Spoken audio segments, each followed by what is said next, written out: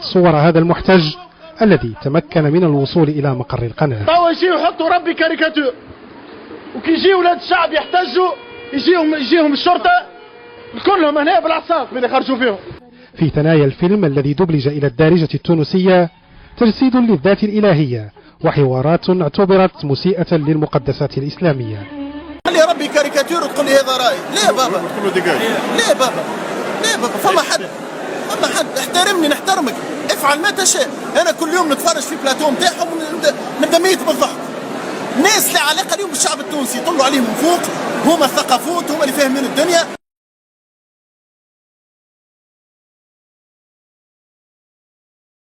ما تتخوفوش من وجود صد في قصر قرطاج، عدم الامضاء على القوانين؟ رفض الامضاء سيدي، هذا الاولى والثانيه. هذا خطا جسيم موجب للعزل.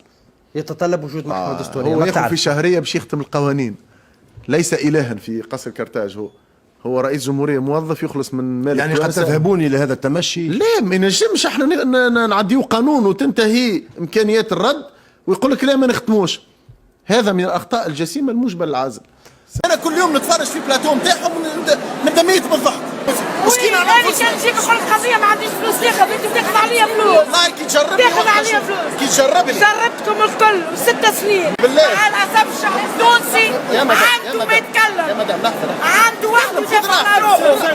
مش انت باش تقول لي قضيه، انت تاخذ فلوس. اقسم لك كان بالله. يجي كان موظف تقول لي لا. اتكلم على روحك، اتكلم على روحك.